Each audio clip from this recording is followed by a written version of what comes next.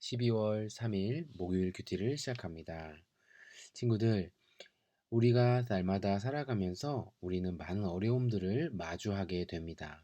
그럴 때마다 우리는 때로는 넘어지기도 하고 때로는 승리를 경험하기도 하지요.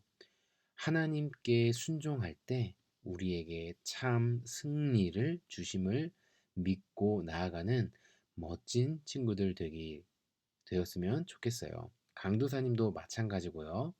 우리 친구들 오늘 말씀을 통해서 진정한 승리는 어떻게 우리에게 오는지 같이 살펴봅시다. 기도합니다. 하나님께 순종함으로 진정한 승리를 맛보는 저와 우리 친구들 되게 도와주세요. 예수님의 이름으로 기도드립니다. 아멘. 오늘은 백사 쪽 단어 연구입니다. 첫 번째 단어는 고용이에요. 고용. 고용이라는 말 우리 친구들 많이 생소할 것 같은데 품삯이라고 있어요. 월급, 주급 등 일한 대가를 바로 품삯이라고 하는데 그 품삯을 주고 남을 이렇게 일을 시키는 거죠. 뭐 예를 들어서 아르바이트나 직원 이런 것들을 의미하죠. 아르바이트를 고용한다, 직원을 고용한다. 또 다른 말로는 채용한다라고도 쓸 수 있습니다. 채용 알아두면 좋을 것 같아요. 고용, 채용. 자, 두 번째 단어는 물리치다예요. 우리 친구들 잘 알 것 같은데 쳐서 물러가게 하는 것을 물리치다라고 하죠. 게임에서 많이 쓰는 용어인 것 같아요. 자, 좋습니다. 단어 연구 이렇게 마치도록 하겠습니다.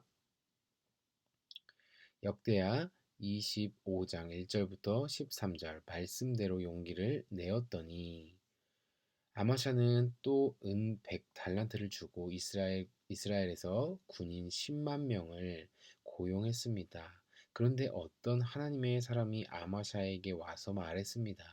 내 왕이여, 이스라엘 군대와 함께 가지 마십시오. 여호와께서 이스라엘과 함께 계시지 않습니다. 여호와께서 에브라임 사람과 함께 계시지 않습니다. 왕이 전쟁 준비를 아무리 잘하더라도 하나님께서 왕을 물리치실 것입니다. 하나님께서는 왕을 이기게 하실 수도 있고 지게 하실 수도 있습니다.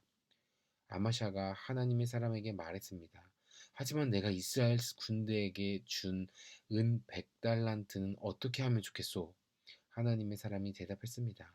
여호와께서 그보다 더 많은 돈을 왕에게 주실 수 있습니다. 그리하여 아마샤는 에브라임에서 온 이스라엘 군대를 돌려보냈습니다. 그들은 유다 백성에게 크게 화를 내며 자기 나라로 돌아갔습니다. 아마샤가 용기를 내어 자기 군대를 이끌고 에돔 땅에 있는 소금 골짜기로 나아갔습니다. 아마샤는 거기에서 세일 사람 10,000명을 죽였습니다. 아멘. 읽고 발견해 옵니다. 첫 번째 읽기입니다. 아마샤가 용기를 내어 한 일을 생각하면서 오늘 말씀을 천천히 소리내어 읽어보세요. 두 번째 읽기입니다. 하나님의 사람의 동그라미하고 그 사람이 아마샤에게 한 말에 밑줄을 그어보세요. 내 왕이여, 이스라엘 군대와 함께 가지 마십시오. 여호와께서 이스라엘 군대와 함께 계시지 않습니다.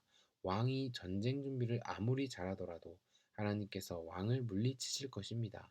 하나님께서는 왕을 이기게 하실 수도 있고 지게 하실 수도 있습니다. 2번 용기에 네모하고 용기가 들어있는 문장에 물결선을 그려보세요. 아마샤가 용기를 내어 자기 군대를 이끌고 에돔 땅에 있는 소금 골짜기로 나아갔습니다. 아마샤는 거기에서 세일 사람 10,000명을 죽였습니다. 세 번째 얘기입니다. 하나님은 무슨 일을 할 수 있는 분이신가요? 8절에 왕이 전쟁 준비를 아무리 잘하더라도 하나님께서 왕을 물리치실 것입니다. 하나님께서는 왕을 이기게 하실 수도 있고 지게 하실 수도 있습니다. 2번 용기를 낸 아마샤는 무슨 일을 했나요? 군대를 이끌고 에돔 땅에 있는 소금 골짜기로 나아갔습니다. 거기서 세일 사람 10,000명을 죽였습니다. 그러니까 이스라엘 군인 아마샤는 남유다의 왕이었어요. 근데 북이스라엘의 군인을 고용하려고 했던 것이죠. 그런데 그것을 고용하지 않는 것이 하나님의 뜻이었고 순종했더니 자기 군대만으로 세일 사람 10,000명을 죽였습니다. 말씀을 이해해요. 에돔이 공격해 오자 아마샤는 마음이 불안했어요. 그래서 돈을 많이 주고 북이스라엘에서 군인 10만 명을 데려왔어요. 그때 하나님의 사람이 아마샤에게 찾아왔어요. 전쟁에서 이기고 지는 일은 하나님이 결정하시는데 하나님을 믿지 않는 북이스라엘 군대의 도움을 받으려고 한 일은 잘못이라고 했어요. 많은 돈을 포기해야 해서 아마샤는 망설였지만 하나님의 사람이 해준 말을 듣고 용기를 내어 북이스라엘 군대를 돌려보냈어요. 하나님 말씀대로 용기를 내었더니 자기 군대만 이끌고 싸웠는데도 에돔에게 크게 이길 수 있었어요.